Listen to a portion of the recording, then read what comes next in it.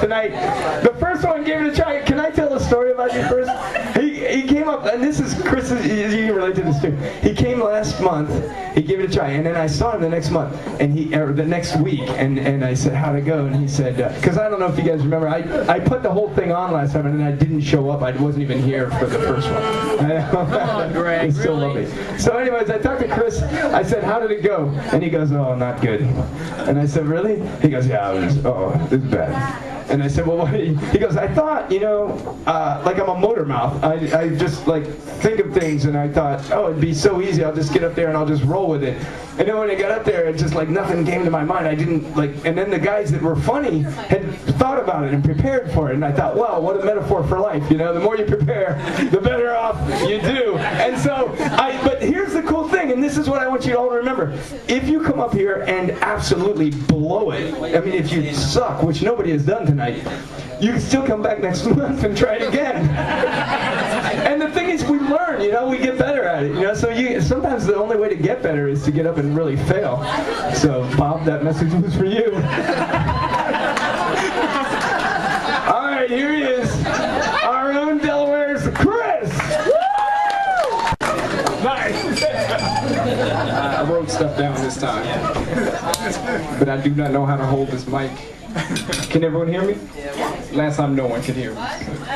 Thank you for that story, Greg. I was going to tell everyone how horrible I did, but you covered it very well. Well, I guess I'll introduce myself a little more than Greg did. I'm actually from Washington, D.C. My name is Chris, but I'm from Washington, D.C. originally. I've only lived in Delaware for a little while now, not very long. I have a bad memory. But yeah, I do work here at OPA. And I am from Washington, D.C. Don't let the facial hair fool you. I am not Middle Eastern. It's a little question here at OPA. A lot of people give me looks, trying to figure out what it is.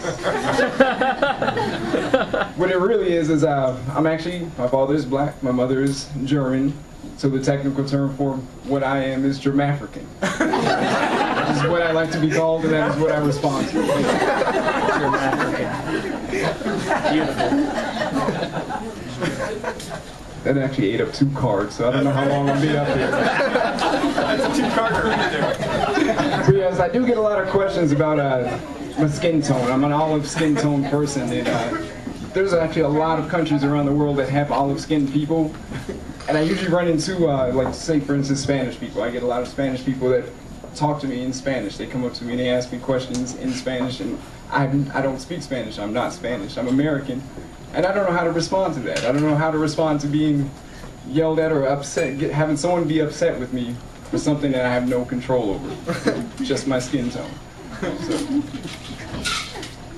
neither do you. You don't know how to respond to that either. I didn't set that up right.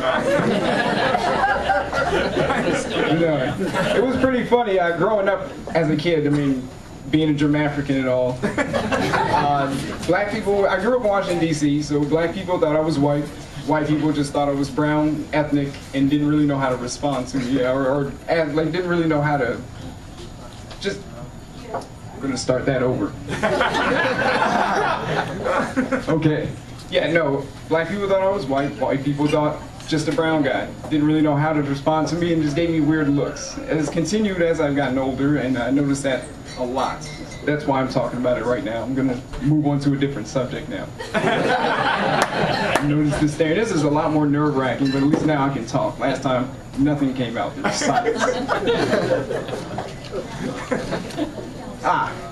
Some of you who do know me and have come to the restaurant, maybe I've served you and talked to your ear off, know that I'm a little bit of an entrepreneur. I really do want to start my own business. The very first one I want to get going and get running, it's a retail location. We're going to sell nothing but condoms and cameras. We're going to call it Capture the Moment.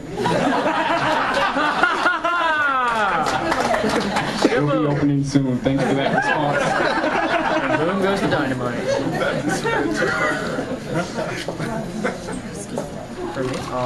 Okay, we're gonna do one more little joke here, and then I'm gonna head off because I didn't prepare again. Or I did, but then I wrote a bunch of other stuff because everyone that came up was very good. I got really nervous while sitting back there waiting. I'm shaking really, really bad right now, but probably due to the 20-ounce Red Bull that I chugged before coming up here. That's where most of the stuttering and stuff is coming from, honestly. And I do not know why I keep putting my jokes away and then pulling them back out. I just noticed I was doing that. You should not throw them on the floor. It's a nervous tick. Thanks, Greg. Yeah. I should have thrown them on the floor. No one's laughing, so. No, but I'm a pretty helpful person. So before I go tonight, I want to help people just understand how not to offend certain groups of people when you're out and about. The first group of people I would like to help you not offend when you're out and about is little people. Midgets. I grew up saying midget. I don't know if it's offensive to anyone else, but I'm going to say little people, just in case. But when you're out and about, if you do see a little person or a midget, however you call them, whatever you call them, just try not to just hand them money. Stand back and stare at them. They don't like it very much. It's not a good thing to them. That's really all I have right now. Next month I'll come back and hopefully I'll have more stuff that's have a whole series. lot funnier. Yes. Thank you, everyone.